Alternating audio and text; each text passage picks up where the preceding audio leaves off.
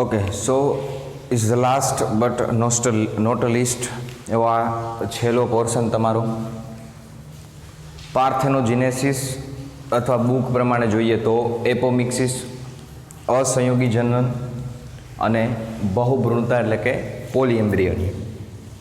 હવે દેખો મિત્રો, આમની અંદર અસંયોગી જનનની અંદર ખાસ કરીને અસંયોગી જનનનું મહત્ત્વ શું છે એવો એક તમારો ક્વેશ્ચન બની શકે, અથવા તો અસંયોજન શું છે એ સમજાવો અને એમનું મહત્ત્વ સમજાવો, અથવા તો બહુભ્રૂણતા એ કેમાં જોવા મળશે અથવા તો એ શું છે એ સમજાવો. 2 માર્ક્સમાં મે બી આવી શકે એવા નાના નાના બંને પોર્શન છે, બરાબર છે.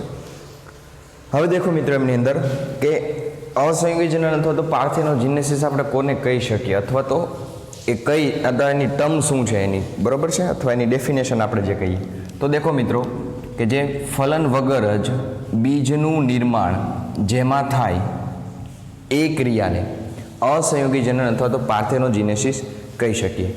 બીજા શબ્દમાં આપણે લાસ્ટમાં ફળના પ્રકારમાં જોઈ ગયા હતા કે અફલિત ફળ કેળાની અંદર જોવા મળતું હતું, બરાબર. તો એટલા માટે એમાં બીજ જોવા મળતું નથી. શું કામ? કેમ કે એમાં ફલન થતું નથી, બરાબર છે. ફલન વગરના જે ઉત્પન્ન થતા ફળ છે અફલિત ફળ, કે જેમનો વ્યાપારિક ધોરણે ખૂબ જ વ્યાપક ઉપયોગ કરવામાં આવે છે. તો હવે દેખો મિત્રો કે ફલન વગર જ્યારે બીજનું નિર્માણ થશે તો એ પ્રક્રિયાને, એ ક્રિયાને, એ ઘટનાને આપણે અસંયોગી જનન એવું કહી શકીએ. મોસ્ટ ઓફલી આવું શેમાં જોવા મળશે તો એસ્ટરેસી અને ઘાસના કુળની જે વનસ્પતિઓ છે એ ખાસ કરી અને ફલન વગર બીજનું નિર્માણ કરશે.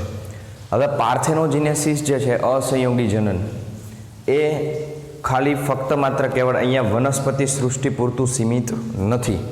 પ્રાણી સૃષ્ટિમાં, આપણી પ્રાણી સૃષ્ટિમાં પણ પાર્થેનોજેનેસિસ કેટલાક પ્રાણીની જાતિઓમાં જોવા મળે છે. જે આપણે 13મા ચેપ્ટર સજીવો અને વસ્તીની અંદર જ્યારે આપણે એનો વિશેષ અભ્યાસ કરશું ત્યારે ફરી વારથી આ ટર્મ આપણે યાદ કરશું કે આમાં પણ પાર્થેનોજેનેસિસ જોવા મળે છે. હવે દેખો મિત્રો, અસંયોગી જનન અહીંયા ફલન વગર એટલે કે નરજન્યુ અને માદાજન્યુ એનું અહીંયા સંયોજન થશે નહીં, સંયોજન થતું નથી. એટલા માટે આપણે એને શું કીધું? અસંયોગી જનન. That simple. હવે આગળ વધીએ તો આ અસંયોગી જનન શું છે તો એક પ્રકારનું અલિંગી પ્રજનન છે.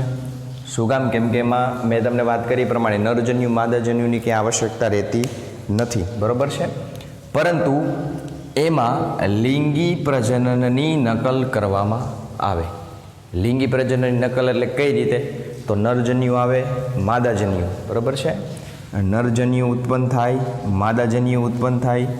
આ ફલન અહીંયા થઈ અને પછીનો જે વિકાસની પ્રક્રિયા છે એટલે કે ભ્રૂણપોષનું નિર્માણ, એમાંથી બીજ બનવું, ફળ બનવું વગેરે વગેરે, આ બધી જ જે પછીની જે પ્રક્રિયાઓ છે, જે પોસ્ટ ફર્ટિલાઇઝેશન ઇવેન્ટ્સ જેને કહેવાય, એ બધું આમાં સેમ ટુ સેમ જોવા મળે.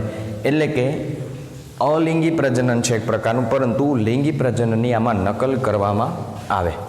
હવે ખેતીવાડીમાં કેટલાક બીજ જે છે આમના દ્વારા ઉત્પન્ન કરવામાં આવશે. ખેતીવાડીની અંદર અસંયોગી જનન દ્વારા કેટલાક બીજ ઉત્પન્ન કરવામાં આવે આના દ્વારા. શું કામ? કેમ કે એક વસ્તુ સિમ્પલી સમજો કે માનો કે ઊંચી રોગ પ્રતિકારક શક્તિવાળો કોઈ પણ એક છોડ આપણે બનાવવો છે, તો આપણે શું કરશું કે કોઈ પણ છોડ એ લીધો, અહીંયા ઊંચી રોગ પ્રતિકારક શક્તિવાળો છોડ આપણે અહીંયા બી લીધો છે. આ બંનેનું આપણે શું કરાવ્યું છે? અહીંયા ફલન કરાવ્યું, સંકરણ કરાવ્યું, હાઇબ્રિડાઇઝેશન કરાવ્યું. એમના પરિણામે અહીંયા આપણે શું મળશે તો કોઈ પણ એક સંકર જાત મળશે. હવે આ સંકર જાત જે આપણને મળે છે, અથવા તો એમને આપણે કહીએ હાઇબ્રિડ બિયારણ, હવે એમનું ઉત્પાદન જે થશે, આમની ઉત્પાદકતા ખૂબ ઊંચી હશે, ઉત્પાદન થશે, વેચશે, પરંતુ ખેડૂતોને એકંદરે કેવા પડશે? આ મોંઘા પડશે. કેમ કે સંકરજાત હાઇબ્રિડ બિયારણ હોય એટલે દર વર્ષે તમારે ખરીદી કરવી પડે. દર વર્ષે જો ખેડૂત ખરીદી કરે આવા સંકર જાતના બિયારણને, હાઇબ્રિડ બિયારણની, તો એકંદરે કેવા પડે? મોંઘા પડે. માટે વૈજ્ઞાનિકો દ્વારા શું કરવામાં આવે છે હવે તો આવા જે કોઈ બીજ હશે જે ખેતીવાડીમાં ઉત્પન્ન થતા હશે એ બીજની અંદર એ આ અસંયોગી જનન માટેની ક્રિયાવિધિ જે છે એ આમની અંદર એ લોકો લાગુ કરી દેશે, જેથી કરીને શું થાય તો અહીંયા ખેડૂતોને દર વર્ષે આવા હાઇબ્રિડ બિયારણો ન લેવા પડે, જેથી કરી અને મોંઘા પણ ન પડે, બરાબર છે. તો આ માટે થઈ અને અસંયોગી જનનનું ખેતીવાડીની અંદર ખૂબ જ મહત્ત્વ રહેલું છે કે જે આપણે હાઇબ્રિડ બિયારણના ઓપ્શન તરીકે આમને વાપરી શકીએ. તો અત્યારે વિશ્વભરની પ્રયોગશાળાઓમાં આના ઉપરના રિસર્ચ થઈ રહ્યા છે. ક્લિયર? હવે દેખો મિત્રો, બહુભ્રૂણતા પોલીએમ્બ્રિયોની સિમ્પલી શબ્દ ઉપર જ જાઉં તો ખબર પડે કે એક કરતાં વધારે બહુ ભ્રૂણ જેમાં જોવા મળે તેને શું કહેવાય? બહુભ્રૂણતા. એક જ બીજમાં જ્યારે એક કરતાં વધુ ભ્રૂણ ઉત્પન્ન થવાની જે ક્રિયા છે, એક બીજની અંદર એક કરતાં વધારે ભ્રૂણ ઉત્પન્ન થાય. જનરલી કેટલો નરજન્યુ માદાજન્યુને ફલિત કરે ત્યારે કેટલો થાય? એમાંથી એક ભ્રૂણ ઉત્પન્ન થાય. પરંતુ અહીંયા કેવું થશે?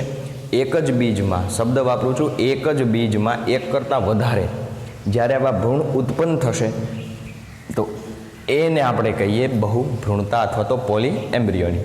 હવે દેખો મિત્રો, આવું જનરલી શેમાં જોવા મળશે? તો લીંબુ કે કેરીની અંદર એવું થશે કે પ્રદેહની અંદર આવેલા ભ્રૂણપૂટના કોષો જે છે એમાંથી વધારાના ભ્રૂણ ઉત્પન્ન થશે, તો એમને આપણે બહુભ્રૂણતા કહી શકીએ, બહુભ્રૂણતાના એક્ઝામ્પલ કહી શકીએ.